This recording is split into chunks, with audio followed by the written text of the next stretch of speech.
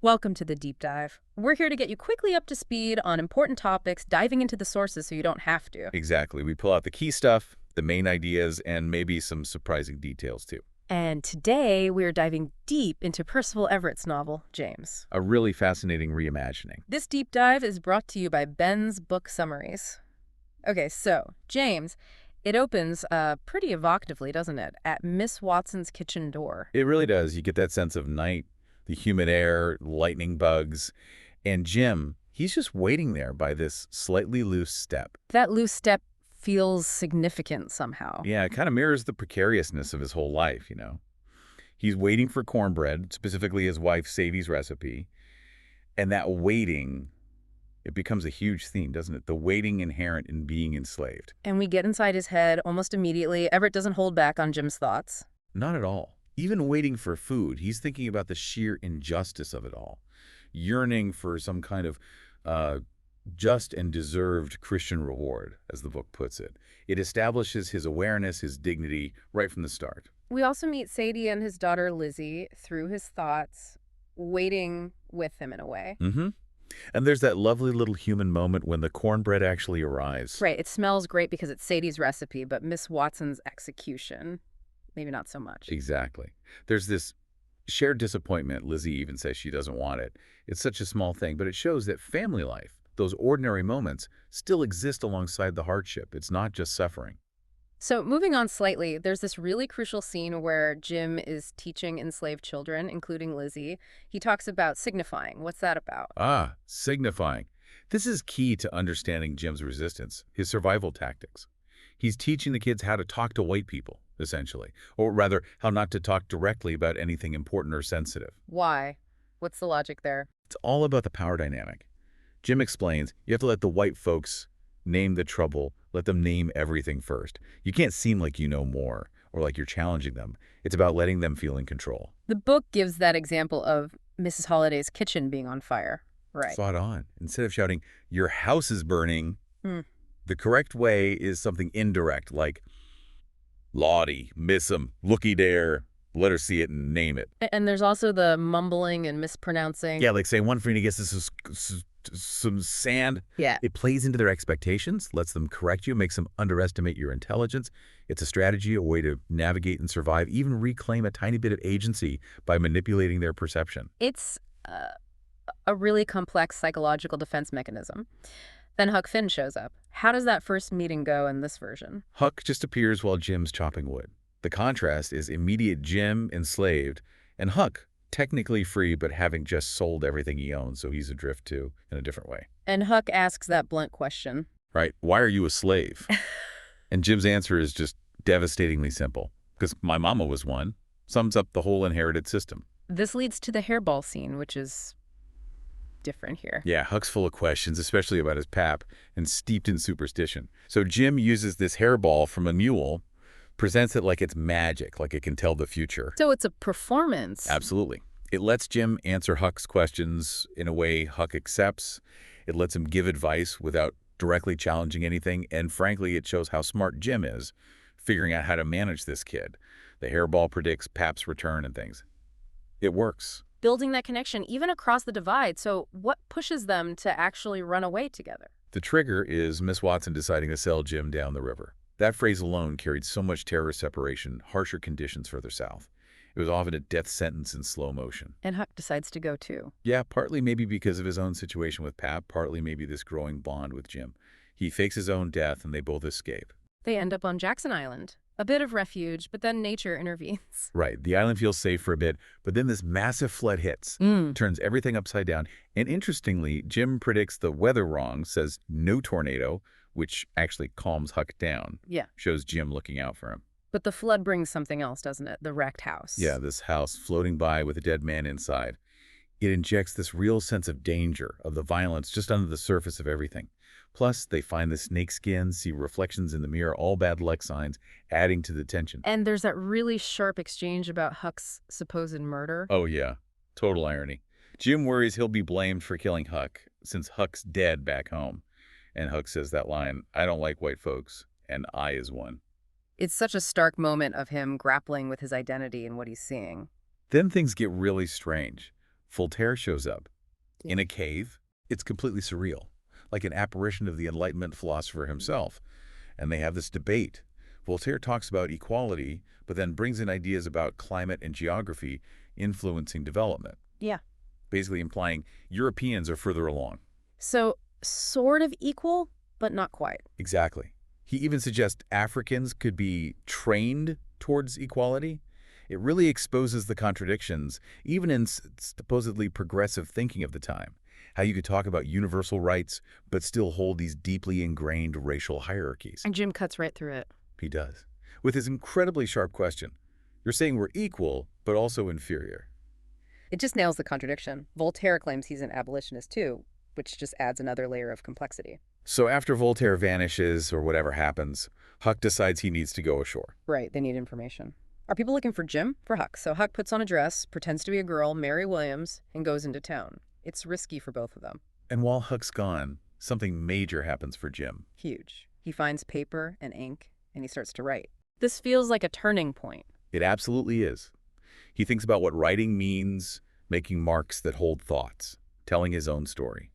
He explicitly rejects the curse of Ham, that biblical justification for slavery. He decides he won't be defined by that. It's him claiming his narrative, his identity, a massive aha moment. But that sense of progress is immediately disrupted. The Duke and the King arrive. Ugh, yeah.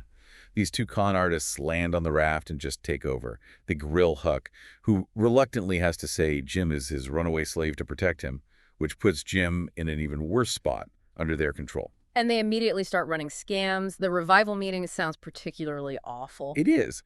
They need a gimmick, so the Duke presents Jim as this savage from Borneo, supposedly saved by Christianity. It's just feeding the most vile stereotypes to manipulate the crowd and get money, utterly dehumanizing. And the King butchers Shakespeare. Oh, terribly. He tries the hath not a Jew eyes speech completely out of context. It just shows how ignorant and crass they are. Eventually the crowd figures out their frauds and they all have to make a run for it. But the exploitation of Jim continues. Definitely. They keep trying to use him, control him. There's a point where they try to whip him. It's a constant threat. And Huck is watching this. Yeah. And you see him getting more and more uncomfortable, pleading with them to stop. His conscience is really developing through seeing Jim's suffering up close. Then comes possibly the most bizarre twist, the Virginia Minstrels. Right. It's just layers upon layers of absurdity and horror. They run into this actual blackface minstrel troupe who happen to need a tenor singer. And Jim can sing? Jim can sing. So Wiley, who's temporarily bought Jim in another scheme, essentially rents him out to the minstrels. And Jim has to perform in blackface. A black man in blackface performing racist caricatures of black people for white audiences. Exactly. The irony is just crushing. He even performs Jump Jim Crow, the song that basically started that whole racist tradition. Yeah. Everett really uses this to dissect the whole performance of race, how constructed and grotesque it was. And this leads to a close call with Polly and her father. Yeah, Polly likes his singing, but her father gets suspicious about the makeup, the wig. He senses something's off. Emmett, the minstrel leader, has to quickly cover for Jim, lie to protect him. It shows how danger was always lurking, even in these weird temporary situations. Emmett then makes this deal. He buys Jim. It's complicated. After the near miss, Emmett agrees to buy Jim from Wiley for $200. But it's not really ownership. He agrees to pay Jim $1 a day. So Jim is essentially working to buy his own freedom, paying off that $200. He gives him a tiny bit of agency over his labor, a path, however fraught. But even that fragile hope is tested. Yeah, desperation sets in again. Jim and Norman, another troop member who can pass for white girl, they actually try to sell Jim again to get money to free their families. It shows the impossible choices people faced. That attempt leads them to the sawmill and to Sammy. Right, the young enslaved girl, Sammy, and their escape attempt from there. It ends tragically. Sammy doesn't make it. No, she's lost in the river during the escape. It's just brutal. A stark reminder of the human cost, the constant peril. After that, they find refuge on a wrecked steamboat and meet Brock. Brock, the engine man. He's still clinging to this idea of Massacori, almost deifying the system or the master figure. Jim and Norman realize Massacori is probably dead, maybe symbolizing the whole dying institution.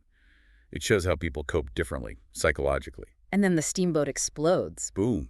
Chaos. And out of that chaos, Jim and Huck are reunited. Just as Huck brings news about the Civil War starting, how do they react to that? Huck talks about the North wanting to free the slaves. But Jim, his focus is laser sharp on his family. He says, "The war won't do anything for me, Huckleberry." He needs to free Sadie and Lizzie himself. Huck wants to stay, though. He does, bless him. Yeah. But Jim knows it's too dangerous for a white boy traveling with a runaway black man, especially with war breaking out. He makes Huck go his own way for safety. So Jim's on his own again, but he finds help. Yes, he connects with other runaways, April and Holly.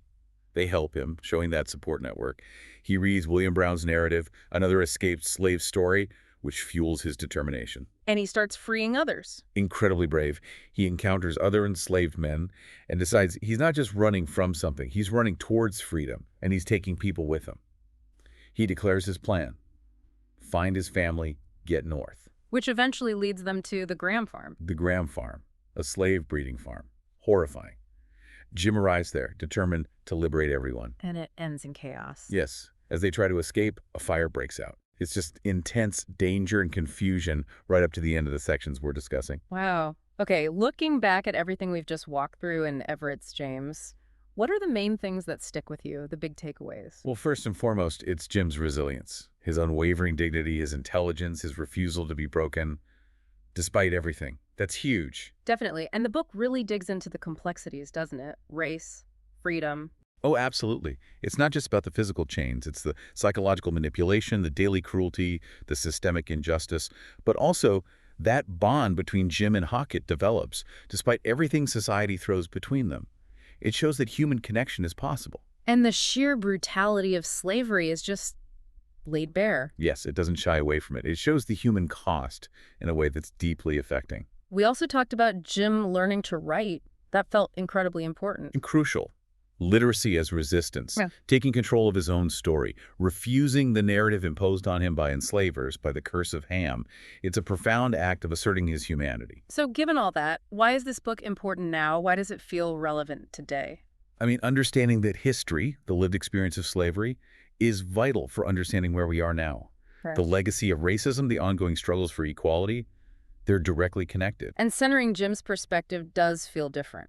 It really does. It gives voice and depth to someone often marginalized in other narratives. It forces a confrontation with the human reality of that time.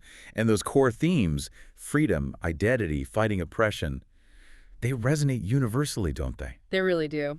Okay, so here's a final thought for our listeners to chew on. James explores freedom and captivity in so many ways, not just physical chains, but societal roles, the power of language, the struggle to define oneself. How do those different kinds of freedom, or lack thereof, echo in our world today? That's a great question to ponder. We definitely encourage everyone to check out Percival Everett's James and think about these themes. Absolutely. And this deep dive was brought to you by Ben's Book Summaries.